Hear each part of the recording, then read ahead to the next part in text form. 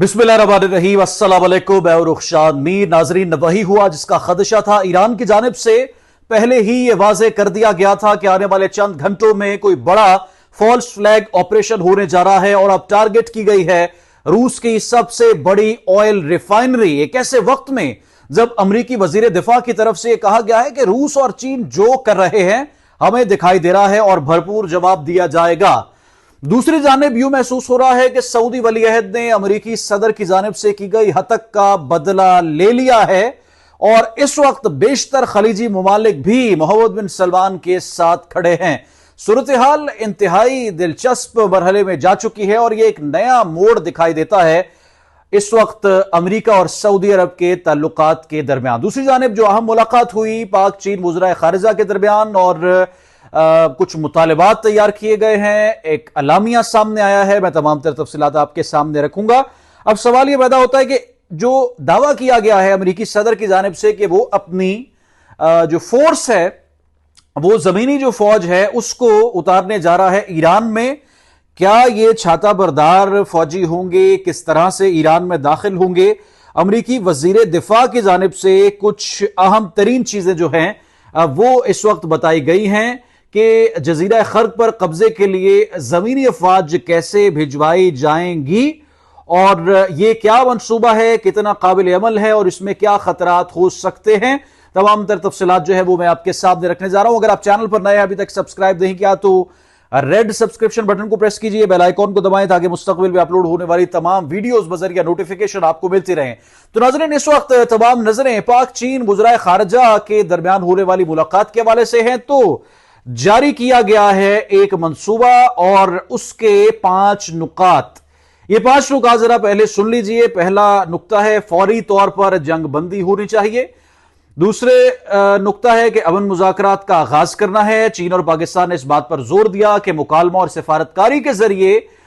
दोनों एतराफ में जो इस वक्त कशीदगी बढ़ चुकी है उसको कम करना है और सिफारतकारी को फरोग देना है। तीसरे नंबर पर शहरियों और बुनियादी ढांचे का तहफ़्फ़ुज़ करने का मुतालबा किया गया है पाक चीन की जानिब से और फरीकैन से कहा गया है कि वो शहरियों और अहम तंसीबात जैसे तवानाई और दीगर जो मराकज़ हैं जो पावर से जुड़े हैं उनको टारगेट ना करें और उनको जो है वो बिल्कुल अलग रखा जाए। बहरी रास्तों का तहफ़्फ़ुज़ आपदा हुर्मस की स्ट्रेटेजिक अहमियत को मद्देनजर रखते हुए जहाजों और अमले की हिफाजत की जाए और किसी तौर पर इनको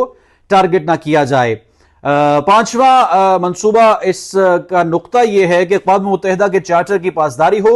दोनों ममालिक ने कसीरुल-जहती निज़ाम की हिमायत का इयादा करते हुए कहा है कि एक जामिया और देरपा अमन के क़याम में मरकजी किरदार अदा करना चाहिए और अक़वाम मुत्तहिदा के क़वानीन के मुताबिक ही चलना चाहिए। ये जो अहम मुलाकात हुई है जिसके लिए वज़ीर ख़ारिजा इसहाक डार साहब चीन के दौरे पर हैं और उन्होंने जाकर वहां पर मुलाकात की है अपने काउंटर पार्ट से, अपने हम मनसब से, उसमें यह फैसला किया गया है। अब सबसे इसमें इंपॉर्टेंट चीज जो मैं आपके सामने इस वक्त रख देता हूं,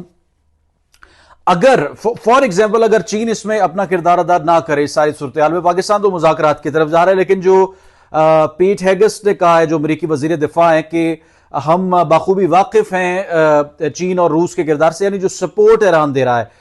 चाइना और रूस का यह मुश्तरका मानना है कि अगर हम सपोर्ट ना करें इस जंग में ईरान को तो फिर अमेरिका जो है ईरान के बाद किसी और मुल्क का इंतखाब कर सकता है और वो उसको जो है वो टारगेट कर सकता है। जैसे कि शिमाली कोरिया के सदर की जानिब से कहा गया कि ट्रंप ये समझते हैं कि ईरान जवाब नहीं देगा या दूसरा मुल्क आगे से जवाब नहीं देगा, इसलिए जो है वो उसको टारगेट किया जाता है। और ये तमाम तर चीजें जो हैं इससे निपटने के लिए और एक मुस्तकबिल की हिकमत अमली और लाहे अमल तैयार करते हुए ये फैसला जो है वो किया गया कि ईरान को इस जंग में सपोर्ट दी जाएगी चाइना और रशिया की जानिब से। अब बड़ा एक अहम नुकता, आप जानते हैं कि सऊदी वली अहद के बारे में ट्रंप ने बड़े सख्त अल्फाज इस्तेमाल किए थे और सऊदी वली अहद को बड़ा बुरा भला भी कहा, फिर उसकी तारीफ भी की और इस पर फिर रद्द अमल भी जो है वो सामने आया। एक अहम जो है वो मुलाकात हुई है सऊदी अरब, कतर और उर्दन के रहनुमाओं की। ये जद्दा में मुलाकात हुई है, एक अहम इजलास इसमें मुनक्किद हुआ है और खित्ते में जारी फौजी कशीदगी के असरात, बैनुल-अक़वामी समुद्री आमदोरफ्त की आज़ादी को लाहक खतरात और तवानाई की फराहमी के तहफ़्फ़ुज़ पर जो है वो तफसीली तबादला ख्याल किया गया है। डोनाल्ड ट्रंप के स्टेटमेंट के चंद घंटे बाद, कुछ दिन बाद, यानी ये एक एक से 2 दिन बाद। और सऊदी वली अहद मोहम्मद बिन सलमान इसकी मेजबानी कर रहे थे और इस इजलास में कतर के अमीर शेख तमीम बिन हमद अल सानी और उर्दन के बादशाह अब्दुल्ला दोम ने शिरकत की और इजलास के दौरान खत्ते में कशीदगी की आलमी मईशत पर मुमकिन असरात और इलाकाई सलामती और इस्तेहकाम को फरोग देने के लिए मुश्तरका कोशिशों के हवाले से भी गौर किया गया। अब इस सारी सूरत हाल में तमाम जो ममालिक थे जो कि जद्दा में इकट्ठे थे, ये फैसला किया गया कि हमने अपनी आजाद खारजा पॉलिसी के तहत चलना है और ट्रंप जो बार बार पोक कर रहा है और बार बार यह कह रहा है कि आप मेरी माने और ईरान पर हमला करें या ईरान के साथ जंग करें, बुनियादी तौर पर मोहम्मद बिन सलमान ने इन ममालिक के सरबराहान को बुलाया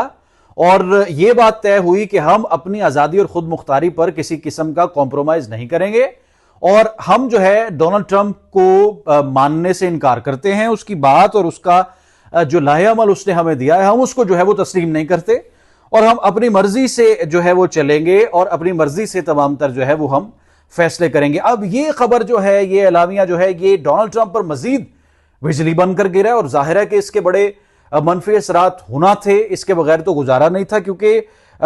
एक तरफ तवक्को यह है कि हमारी बात जो है वो फौरी तौर पर मानी जाए और फिर एक इजलास भी बुला लिया मोहम्मद बिन सलमान ने और उसमें बिल्कुल खामोशी इख्तियार की। और इत्तलात यह है कि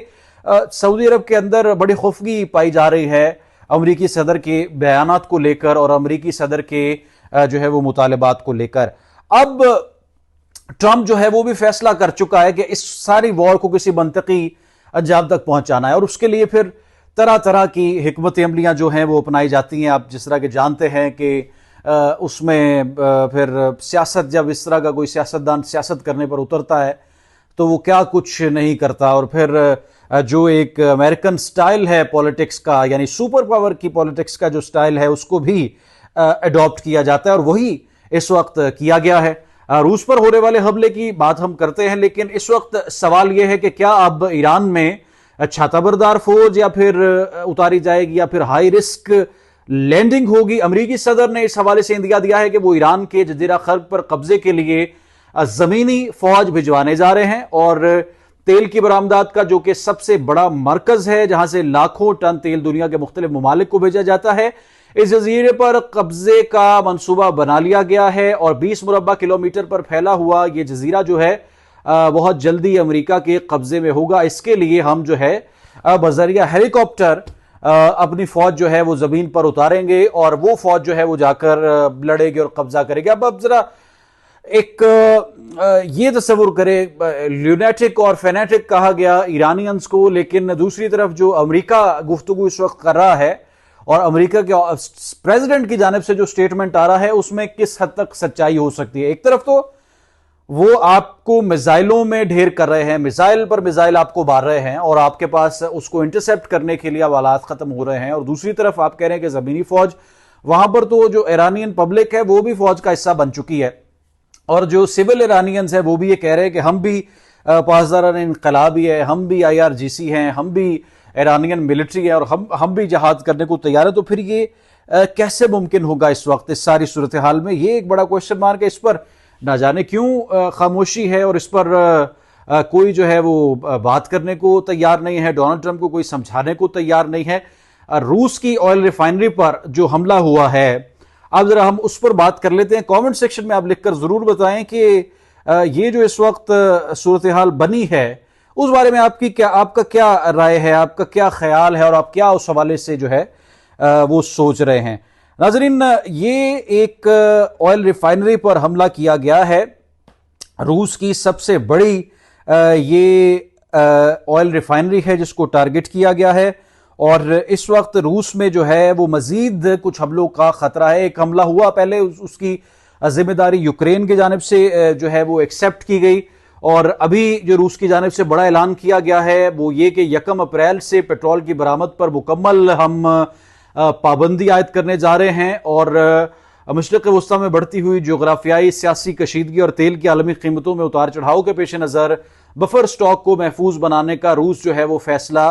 कर रहा है। यूक्रेन की जानिब से टारगेट किया गया है रूस की दूसरी सबसे बड़ी तेल साफ करने वाली रिफाइनरी को और आज फिर टारगेट हुई है एक ऑयल रिफाइनरी रशिया के अंदर, जो कि ईरान की जो कि रशिया की बड़ी ऑयल रिफाइनरीज में से एक तस्वूर की जाती थी और उसका बड़ा इंपॉर्टेंट रोल था रशिया में। तो ये इस वक्त सूरत हाल है और यूक्रेन को अब इनडायरेक्टली कौन उसके पीछे है, कौन उसको सपोर्ट कर रहा है, ये तमाम तर चीजें भी जो है वो नाजरीन के सामने। आप अपनी कीमती राय जरूर आगाह करें कमेंट सेक्शन में लिखकर। रुखसान मीर को दें इजाजत, दोबारा हाजिर होंगे। अल्लाह हाफ़िज़।